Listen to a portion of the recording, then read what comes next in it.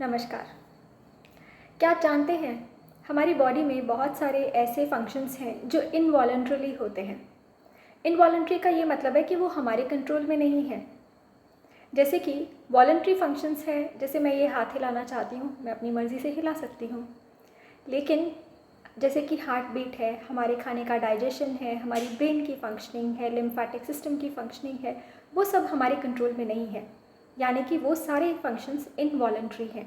हमारी बॉडी का एक सिस्टम है जिसके अकॉर्डिंग वो चलता है। अब मेरा एक सवाल, अगर आप अपनी ब्रेन को बोलेंगे कि आप अपने इनवॉलंटरी फंक्शंस हमारे अकॉर्डिंग कीजिए, तो क्या आपकी ब्रेन वो कहना मानेगी? नहीं ना। तो जब आपकी ब्रेन आपका कहना नहीं मानेगी, तो फिर मेरा कहना तो बिल्कुल भी नहीं मानेगी, right? Hello and welcome to the basic meals. This is dietitian Anuradha Sharma and आज मैं आपके साथ डिस्कस करना चाहती हूँ कैसे हम गैस्ट्रोइंटेस्टिनल प्रॉब्लम्स को डेवलप कर लेते हैं।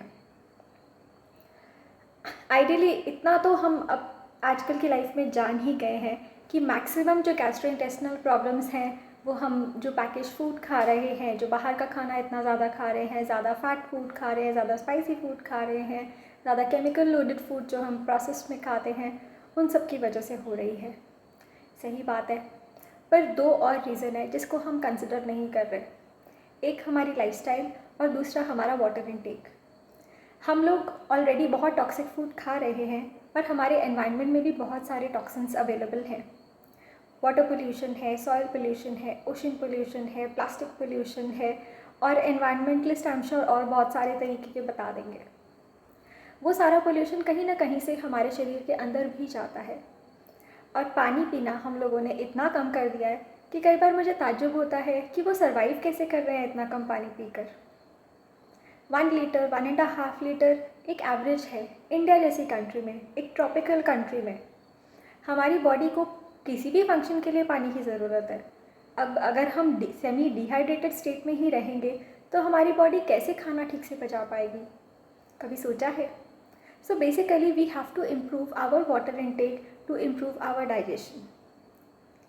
But of course conditions applied. कुछ ऐसे कंडीशंस होते हैं जैसे कि सिरोसिस ऑफ लिवर, जिसमें असाइटिस यानी कि पेट में पानी भर जाना होता है, जिसमें पानी की रिस्ट्रिक्शन आ जाती है। सो बेसिकली जो गाइडलाइंस मैं आपको बता रही हूँ वो कोई भी बड़ी प्रॉब्लम होने से पहले की है, उसके बाद की नहीं। बाद में तो obviously medical guidelines, clinical guidelines different हो जाती हैं। दूसरी है हमारी लाइफस्टाइल। हम सुबह लेट उठते हैं, लेट ब्रेकफास्ट करते हैं, उसके कारण लेट डिनर भी होता है, लेट लंच भी होता है। इवनिंग के स्नैक्स हम हैवी खा लेते हैं क्योंकि पूरे दिन जब हमें प्रॉपर एनर्जी की ज़रूरत थी तब हम ठीक से खाना कंज्यूम नहीं कर रहे थे। इन सब कारणों से हम लोगों को डाइजेस्टिव इश्यूज़ होते हैं।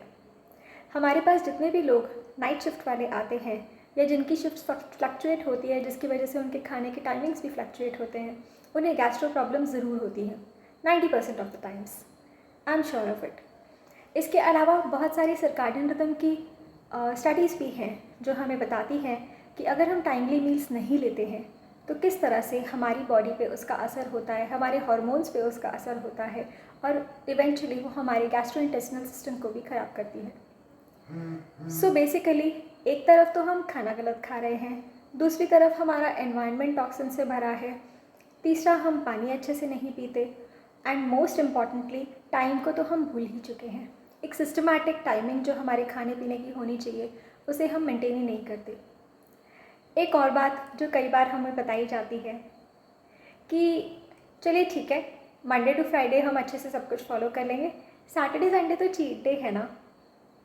सैटरडे संडे हम लेट से सोएंगे, लेट उठेंगे और अपना स्केड्यूल वैसा ही नॉर्मल रखेंगे, ऐसा मुझे कई लोग बताते हैं। वो नॉर्मल नहीं है। जिस चीज़ को हमारी बॉडी एक्सेप्ट नहीं कर रही, हमारे इनवॉलेंट्री फंक्शंस एक्सेप्ट नहीं कर रहे, वो नॉर्मल कैसे हो सकता है? सैटरडे संडे छुट्टी होती है स्कूल की, कॉलेज की, ऑफिस की। छुट्टी डिसिप्लिन की नहीं होती। हमारे बॉडी के सिस्टम जिस तरह से फंक्शन करते हैं उसकी छुट्टी नहीं होती। हार्ट सैटरडे संडे को भी धड़केगा ही, वो सडनली किडनी का काम करना शुरू नहीं कर देगा।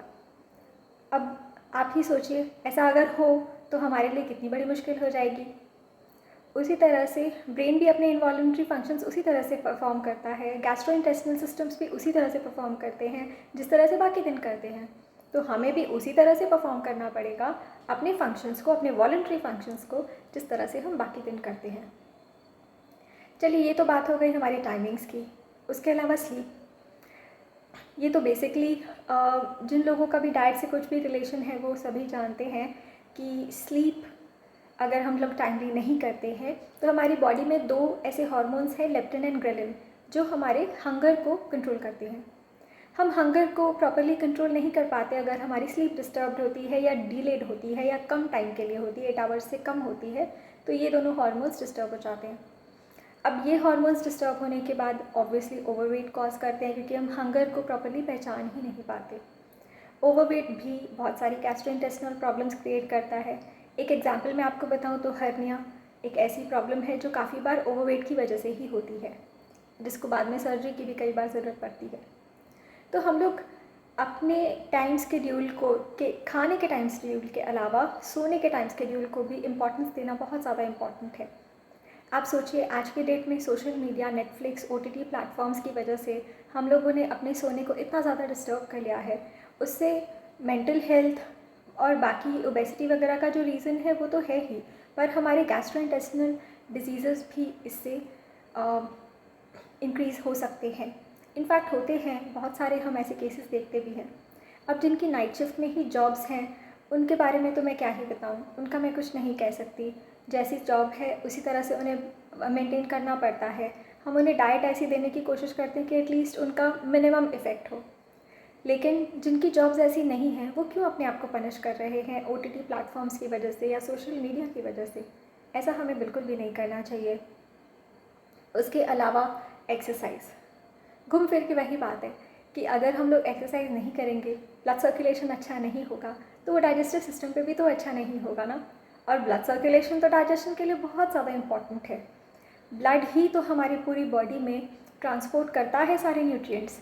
जो भी खाना हम खाते हैं, इवन दवाई भी जो हम खाते हैं, वो ब्लड ही तो लेकर जाता है।